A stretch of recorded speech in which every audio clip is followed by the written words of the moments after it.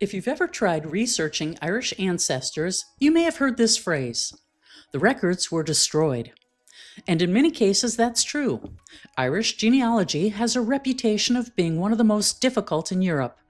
But here's what many researchers don't realize. While Ireland did suffer devastating record loss, the situation is not as hopeless as it sounds. In fact, some incredibly valuable Irish records are online today, and many of them are completely free.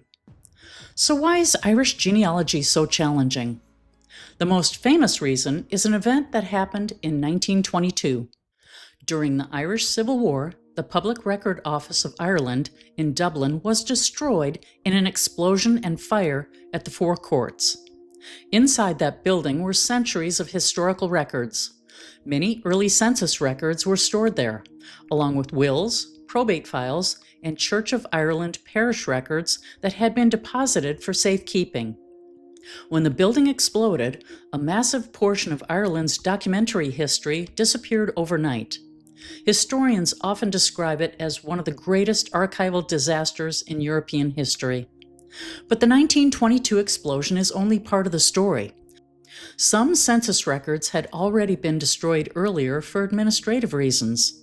In the 19th century, certain census returns were intentionally destroyed after the statistical information had been compiled. Poverty and mass emigration also played a role. During and after the Great Famine in the 1840s, millions of Irish people died or left the country. Entire communities changed rapidly, and families often left very few written records behind. Religion often affects record survival. Ireland was overwhelmingly Catholic, but the established state church for centuries was the Protestant Church of Ireland. Catholic parish registers were typically kept locally and were never centralized.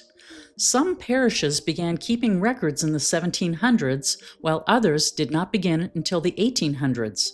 Survival varies greatly depending on the parish and location. Many Church of Ireland registers were lost in 1922 because they had been sent to Dublin for storage. So yes, Irish genealogy can feel challenging. But here's the good news.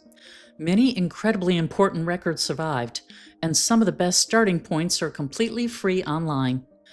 One of the most important websites for Irish research is IrishGenealogy.ie. This is the official Irish government genealogy portal. Ireland began civil registration for non-Catholic marriages in 1845, and in 1864, the system expanded to include all births, marriages, and deaths. On IrishGenealogy.ie, you can search these civil records for free. Even better, many of these records include digitized images of the original register pages. That means you're not just seeing an index, you're seeing the actual historical document. Birth records typically list the date and place of birth, the names of both parents, and the father's occupation. Marriage records include the names of the bride and groom, their residences, marital status, and their father's names and occupations. Death records usually list age, cause of death, and the name of the informant.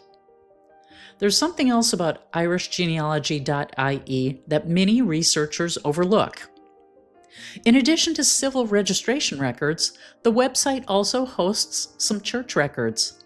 These collections are not nationwide, but certain areas, particularly Dublin and Kerry, have parish registers available on the site.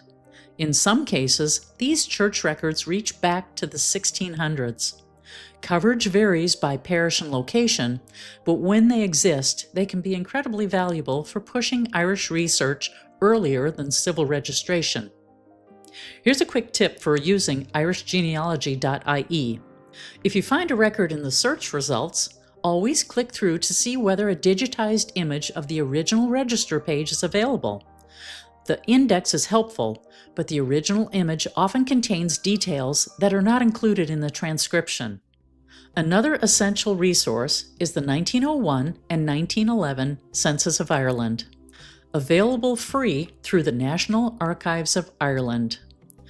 These are the only two complete surviving census collections for Ireland, and they are incredibly detailed. You can search by name, county, townland, age, religion, or occupation, and the results include free images of the original household returns.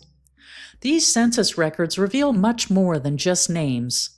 They show the relationships within the household, religion affiliation, literacy, occupation, and county of birth.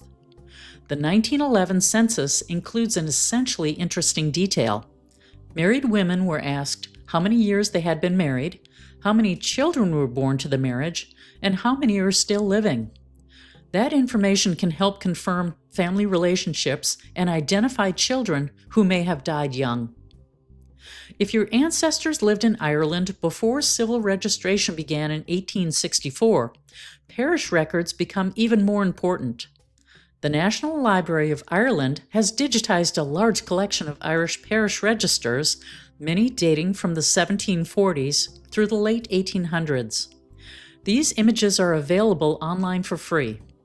While the National Library's site allows you to browse the registers by parish rather than searching by name, these records have been indexed in several other genealogy platforms, making them easier to locate.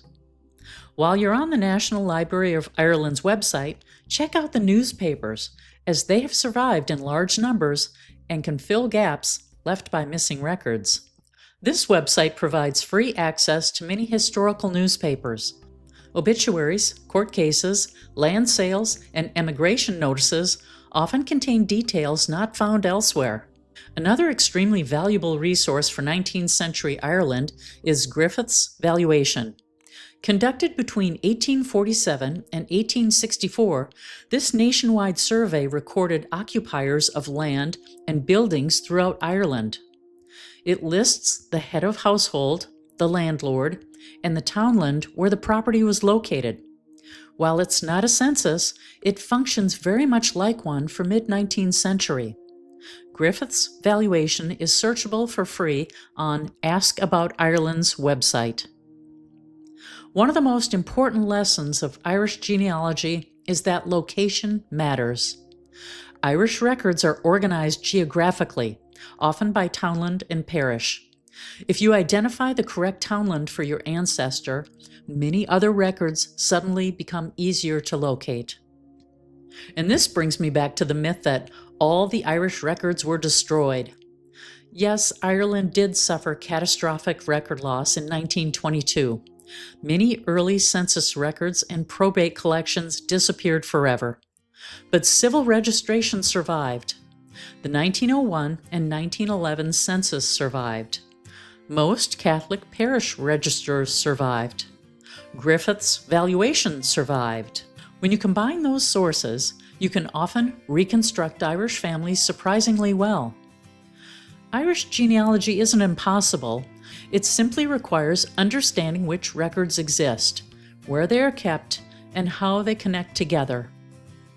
In the next video, we'll head to France, where genealogy research works very differently and relies heavily on departmental archives. If this video helped you understand Irish research a little better, consider subscribing to my channel. And I'd love to know, what county in Ireland are you researching? Well, that's it for today. Thank you for watching. Good luck with your research, and I'll see you in the next one.